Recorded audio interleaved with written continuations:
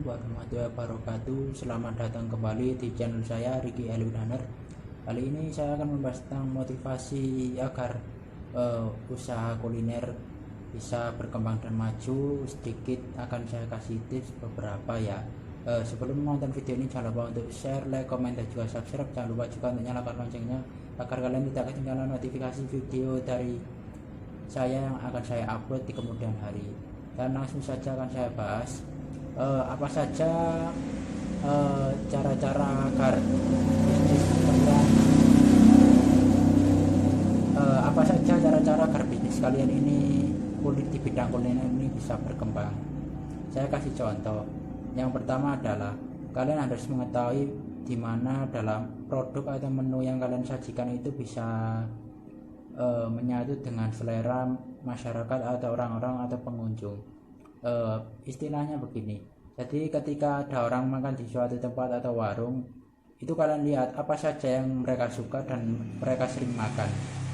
Jadi itulah kesempatan kalian untuk bisa memberi produk atau makanan yang sering dimakan oleh masyarakat, misalnya soto ayam, rawon, nasi goreng, atau apa itu banyak lagi.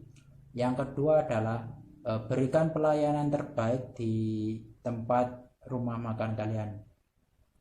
Semisal adalah kalian ketika masuk kalian sambut dengan senyuman dan juga dengan seperti contohnya begini, selamat datang di rumah makan kami Pak, Bu, Kak, Adik, Mbak, dan kakek nenek, atau apalah pokoknya yang sopan dan juga bisa menyenangkan hati para pengunjung atau pelanggan.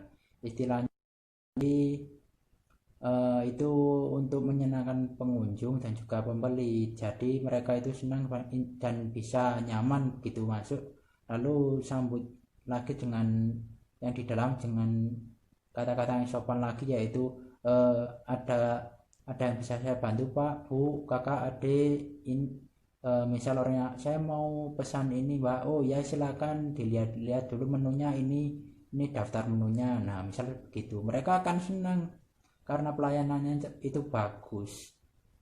Jadi kalian akan bisa, warung kalian akan berkembang ya di situ. Yang ketiga adalah usahakan produk yang kalian sajikan atau yang kalian pasang di banner atau di plakat itu sama dengan produk yang kalian sajikan secara nyata atau secara real di depan pengunjung atau pembeli. Karena kebanyakan begini, di banner itu saya sering temukan tidak sama dengan kenyataannya. Misal ya memang sama makanannya, cuman kan isinya itu atau cara menata makanan itu sangat berbeda.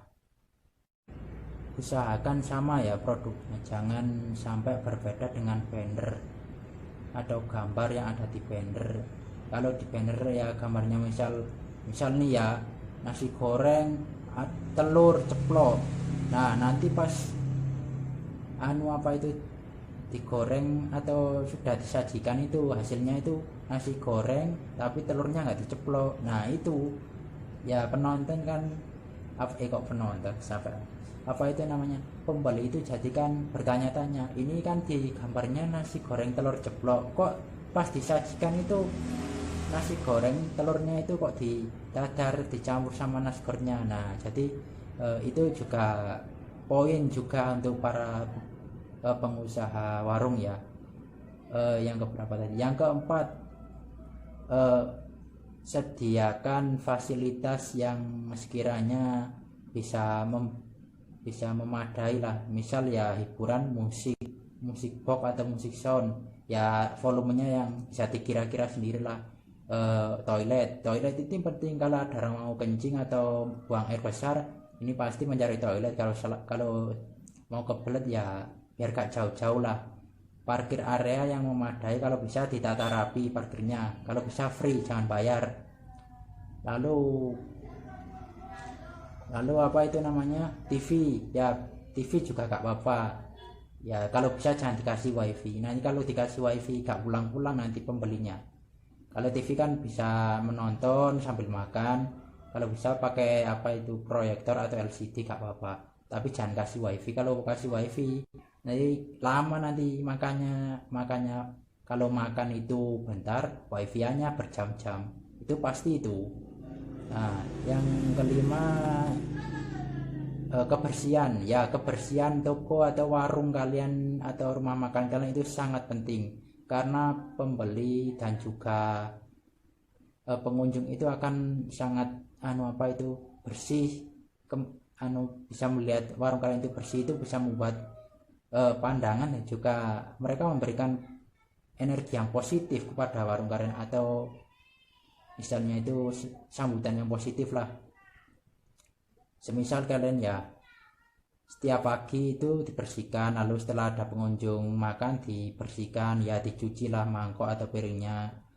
Kalau bisa itu di setiap meja bawah itu disediakan tempat sampah saat mal itu saran saya. Lalu di luar tempat sampah, di dalam tempat sampah, dan setiap habis ada orang makan dilap, dibersihkan, dicuci. Kalau bisa ya seperti itu, sediakan tisu juga. Nah, untuk yang ketujuh ini buat warung kalian ini seunik mungkin. Misalnya itu kalian kasih kata-kata di setiap tembok atau jalan menuju pintu depan itu, kalian kasih kata-kata seperti selamat datang di rumah makan kami, di warung kami, atau di toko kami, itulah seperti itu. Jadi kalian kasih kata-kata di tembok-tembok itu, kalian kasih kata-kata, misal kata-kata motivasi, kata-kata cinta yang bisa menyenangkan pengunjung atau pembeli. Dan yang terakhir adalah ini, jika kalian mau tiru ini, insya Allah bisa barokah dan bisa membuat usaha kalian maju. Penasaran kan?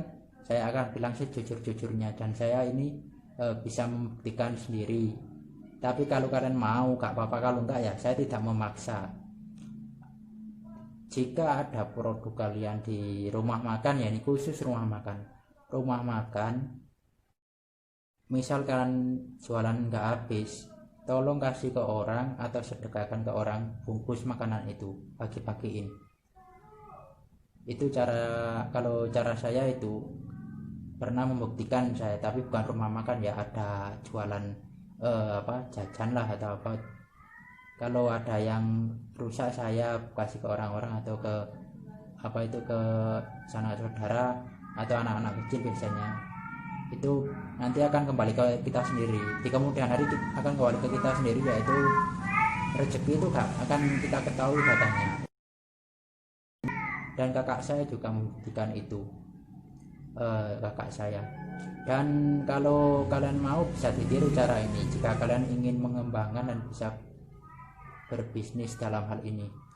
Ya, jadi itu tadi, jika kalian seharian jual nggak habis, kasihkan ke orang. Misalnya bagi-bagiin di jalan raya, kan pada sore hari pada banyak tuh orang-orang pulang kerja, atau malam-malam dibagiin di pinggir jalan kalau ada orang lewat gitu. Insya Allah barokah dan bisa mendatangkan rezeki di kemudian hari. Itu yang yaitu kalian harus bisa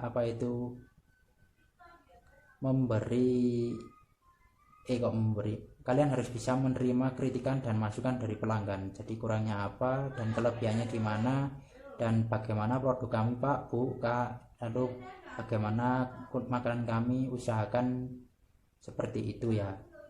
Kalian tanya, kalau bisa ya diakrabin saja pengunjung atau pembeli. Misal tanya-tanya, dari mana Bu, mau kemana Bu, tadi habis kegiatan apa. Nah, itu juga poin penting. Nah, yang terakhir ini akan saya bahas adalah, tapi yang terakhir ini sangat-sangat sering dilakukan ya. Biasanya jual atau pembeli ini sering merubah harga. Kalau bisa konsep mulai pertama sampai sukses itu jangan dirubah, cukup kalian tambah sedikit saja. Misal kalau harga ya, kalian jual es teh itu 3.000 atau 4.000, ya sudah segitu saja, jangan dinaikkan 5.000 atau 4.000 kalau memang tidak ada tidak ada kenaikan harga. Misal jual sewajarnya saja. Kalau bisa itu dijual harga standar anak sekolah ataupun orang-orang yang biasa makan. Misal es teh itu paling mahal itu 5.000, itu kelas besar itu. Kalau kopi itu sudah bagus itu. Kalau kalian merubah harga kopi jadi 5.000, insya Allah warung sudah pasti warung kalian akan orang-orang pada komplain itu pasti. Jadi semisal makanan itu satu porsi harganya mulai awal misal 7.000 atau 5.000, ya sudah segitu saja, jangan dirubah-rubah. Ibaratnya kalian itu merubah harga yang awal sudah berjalan sampai pengunjung rame, lalu kalian rubah lagi ketika sudah rame, itu sangat salah besar itu. Jadi tetap saja dengan harga mulai awal atau konsep lama agar bisa terus rame. Jadi itu saja, dan jangan lupa terus berdoa dan juga berusaha bekerja, karena itu semua adalah satu paket dalam pekerjaan. Jadi itu saja yang bisa saya informasikan ke kalian. Mohon maaf bila ada kesalahan kata. Sekian dari saya tentang pembahasan tentang tips agar kuliner maju dan berkembang. Assalamualaikum warahmatullahi wabarakatuh.